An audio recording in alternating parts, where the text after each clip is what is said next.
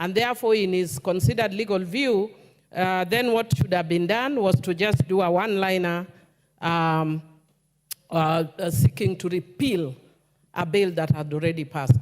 So I would want to say on behalf of Honorable Odhiambo that he's also got the same concerns under Article 115 of the Constitution. Thank you. Honorable members, Millie. Thank you, Mr. Speaker. I can see the House is welcoming me because I'm getting used to sitting in a minority leadership position.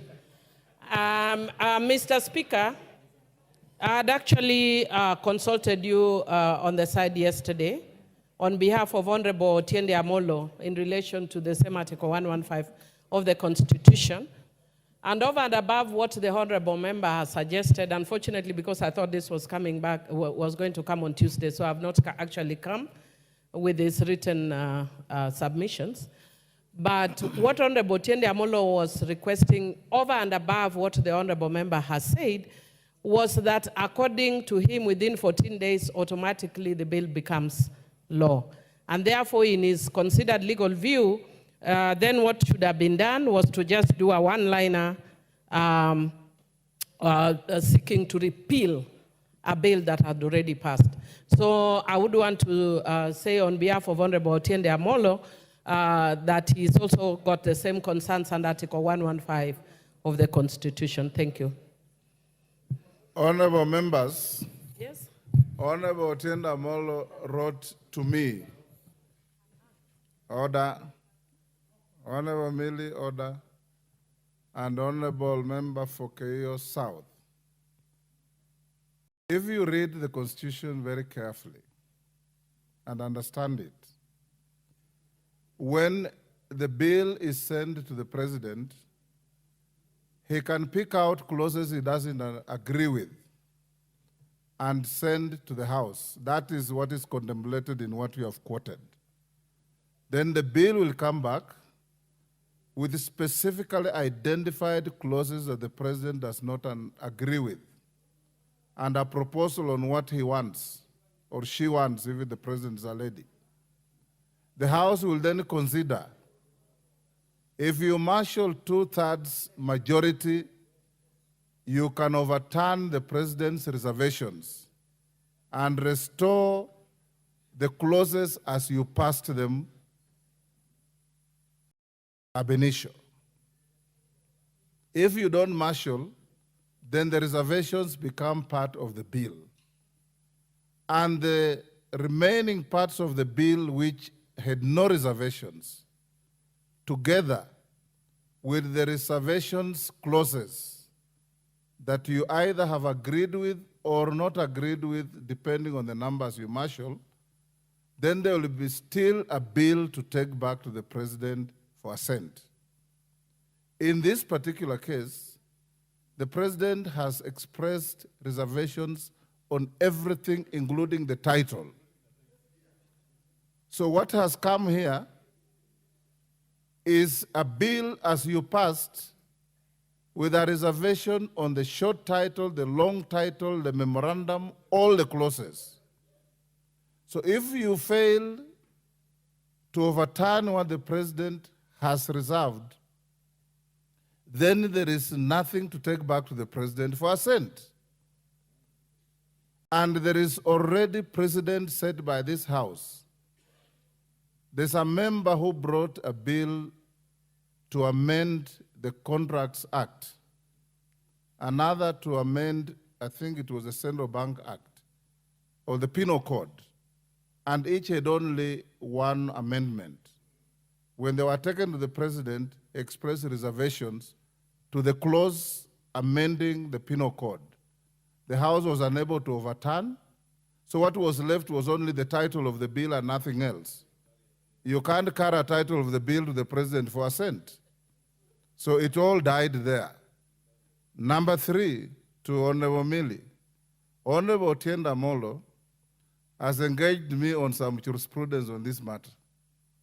And we have engaged one-on-one. I've reminded him of my seniority in the legal profession. and my long usage of the law. And I told him, and I want to repeat, that what he sent to me as a draft bill to repeal the finance bill were just papers. Because you can't repeal what is not an act of parliament. Once the bill was sent to the president, if the president does not assent to the bill within 14 days, it automatically becomes law.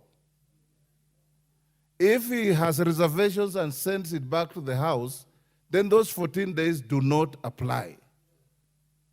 Then you come back to the House, deal with the reservations, and if you overturn his reservations, you take back the bill to him to assent as you have passed. So tell Honorable Otiende Amolo that what I told him about the law and what he wrote to me is repeated in this House, and that the academic exercise was just good for communication between the Speaker and him, but carried no material value whatsoever in considering this bill. Honorable members, I hope that rests the matter. Yes, Caroli?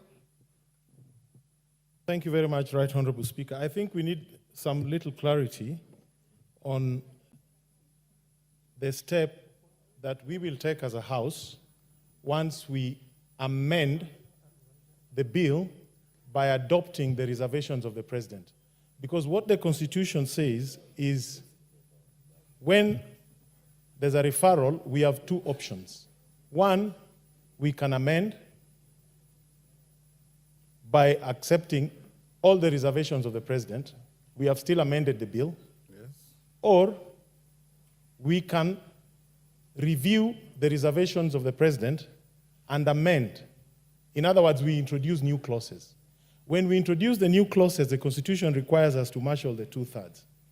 But even if we adopt the amendments as expressed by the President, all the reservations, which I hope we are all going to do, the Constitution requires us still to present a document from the House to the President for his assent to signify that all his reservations have been accepted and that bill has been formally terminated. And may I read? If Parliament amends the bill fully accommodating the President's reservations, the appropriate Speaker shall resubmit it to the President for assent. So we must send a document from the House to the President. That is what the Constitution Honorable says. Caroli Thank you. Omondi, I don't know if you followed my explanation. If this, Honorable Caroli Omondi, if the President had sent to the House portions of the bill on clauses he does not agree with, then the bill, as you passed in portions he has not expressed any reservations, remain validly passed.